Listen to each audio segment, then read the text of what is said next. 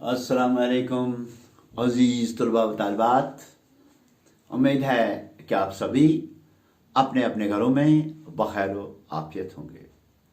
प्यारे बच्चों, हमने अनवान कंप्यूटर का इर्तिकाई सफ़र कुछ हद तक मुकम्मल करने की कोशिश की, लेकिन थोड़ा बहुत अभी बाकी है, तो हम उसको आज पढ़ने की कोशिश करेंगे। इससे पहले हम पिछले वाले सबक का थोड़ा सा इआदा करेंगे। प्यारे बच्चों, कल हमने आपको ये पढ़ाया था कि कंप्यूटर में जो लगे ट्यूब बरकी सिग्नल देते थे, तो उस बरकी सिग्नल से हरारत भी खारिज होती थी और कभी कभी ये हरारत इस कदर तेज़ हुआ करती थी कि ये कंप्यूटर के नाजुक हिस्सों को जलाती थी। चनांचे इनको ठंडा रखने के लिए बड़े बड़े वैक्यूम्स का इस्तेमाल करना पड़ता था, बड़े बड़े एयर कंडीशनर्स लगाने पड़ते थे और ये कंप्यूटर ज़्यादातर मिलिट्री मकासद के लिए इस्तेमाल किए जाते थे और हुकूमत के कारोबार के लिए भी इस्तेमाल में लाए जाते थे। तो कुछ अर्से के बाद ट्रांजिस्टर्स और सेमी ट्रांजिस्टर्स का इनकलाब आ गया और बड़े बड़े वैक्यूम्स की जगह छोटे छोटे ट्रांजिस्टर्स और इन सेमी कंडक्टर्स के पुर्जों ने ले ली और उसी वक्त कंप्यूटर की दूसरी नस्ल जो है वो वजूद में आ गई। तो प्यारे बच्चों, ये दूसरी नस्ल के कंप्यूटर्स जो हैं ये बहुत कम जगह भी घेरती थी और इसमें बिजली का करंट जो है वो कम इस्तेमाल होता था और इसमें तेज़ी से काम करने लगे। ये कंप्यूटर्स जो हैं इनकी यादाश्त में भी मालूमात हज़ारों गुना ज़्यादा दर्ज होने लगी। तो पहले बच्चों, हमने आपको ये भी कहा था कि इस कंप्यूटर के बहुत सारी किस्में भी हैं, जैसे हमने एनालॉग, हाइब्रिड, क्वांटम और वगैरह वगैरह के बारे में आपको बता दिया था। तो इतना ही नहीं, हमने आपको इसके हिस्सों के बारे में भी बताया था कि इसके कितने हिस्से हैं। इसके 5 हिस्से हैं।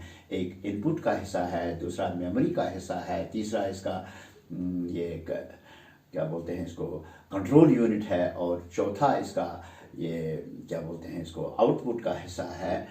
तो और 5वां इसका वो हिसाब किताब रखने का हिस्सा है। तो प्यारे बच्चों, चूँकि 1960 तक दूसरी नस्ल के कंप्यूटरों के कम अज़ कम 100 मुख्तलिफ मॉडल बन चुके थे, जिनमें सबसे छोटे कंप्यूटर पर आज के हिसाब से तकरीबन 4 लाख रुपया लागत आती थी और कंप्यूटर का सबसे बड़ा मॉडल जो है वो IBM 7090/7094 कहलाता था और इस पर लगभग करोड़ रुपये की लागत आती थी।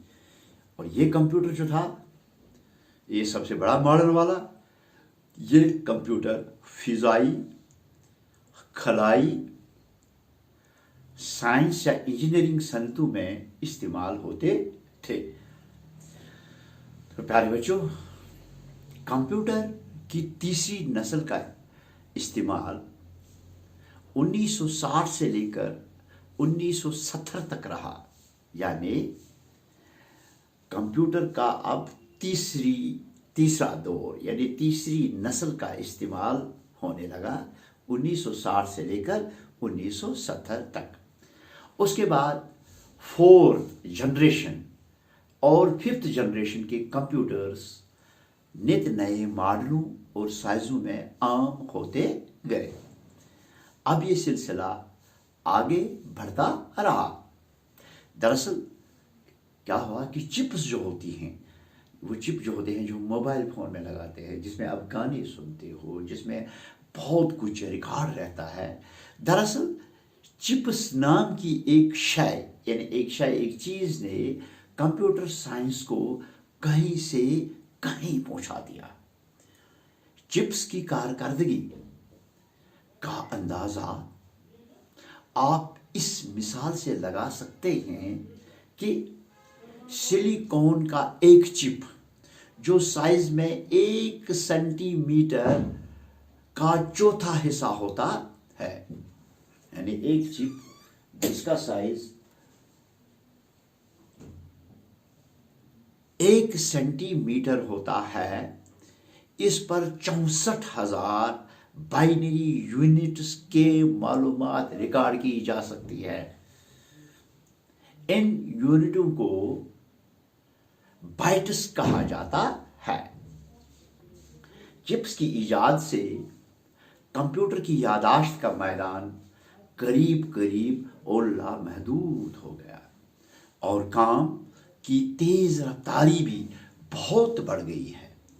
यानी अब कंप्यूटर के काम करने की रफ्तार 1 सेकंड के लाखों और करोड़वीं हिस्से तक पहुंच चुकी है। यानी 1 सेकंड में लाखों और करोड़ों काम कंप्यूटर कर सकता है।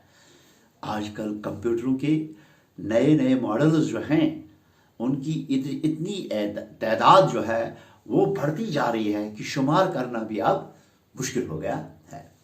एक कंप्यूटर किस मकसद के लिए काम करे, इसकी यादाश्त में किस किस्म की मालूमात दर्ज की जाए, ऐसी सहूलियात की फरहमी को कंप्यूटर प्रोग्रामिंग कहा जाता है।